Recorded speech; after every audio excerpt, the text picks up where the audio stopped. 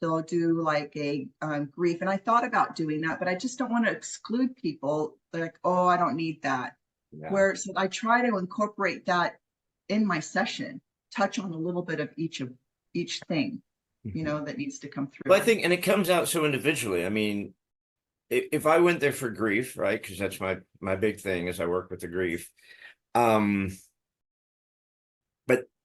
it was nothing to do with grief and what came out of me.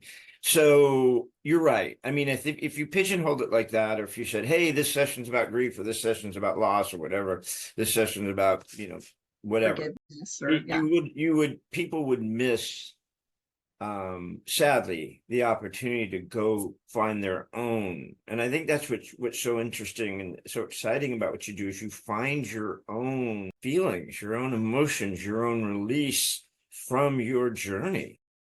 Yeah. So, like what you said, oh, Susan, what you do. And Gary, it's not me.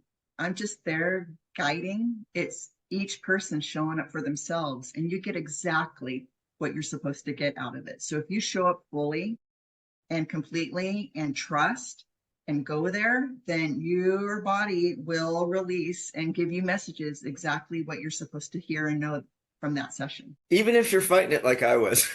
When you put us in the initial circle and we held hands, it's like, all right, tell me what you're feeling right now.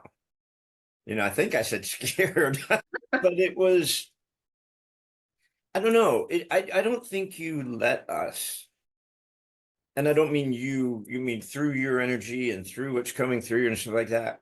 What you do doesn't allow us. It didn't allow me, and it didn't allow me, even if we wanted to fight it, because your love is so strong, your message is so strong. Everything that was happening, I couldn't have fought it if I wanted to. I mean, the emotions that you took me to, I couldn't have fought it if I wanted to. It was really amazing. So I'm sorry to cut you off. So we got the earphones on, and you're getting me all teary there, Gary. Love, it really goes back to love. I really truly think, honestly, that's what we're here to experience is love. Love on a lot of different levels. And to experience love like with laughter. If you don't have love with laughter, it's cruel, right? And sharp and doesn't feel right. Love with laughter is so healing. And every aspect's like that. If you go, if you're working, right, and you don't like your job, well, you're not loving your job. Well, that's going to be treacherous and grueling. But when you do, and you love what you do, and you lean into, I don't know, I have a lot of love for everybody. And it comes out of you in your touch. You ask people, are you okay being touched? And I'm like, I'm so kinesthetic. I'm like, yeah, do whatever you want. But your touch was so perfect. I don't know if it's because you could tell what's happening with my body, because you could see my emotions. But going from laughing hysterically like a hyena, like I was, to weeping hysterically like I was. And then when you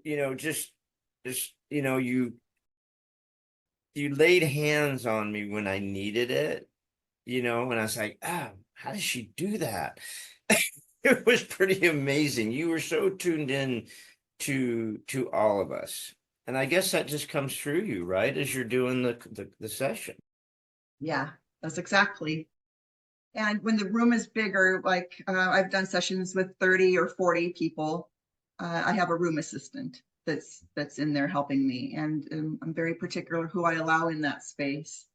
And because I want everybody to feel really safe and that the container is being held, and that everybody feels that same level of love. So when the room size gets bigger, I like to have the extra room assisted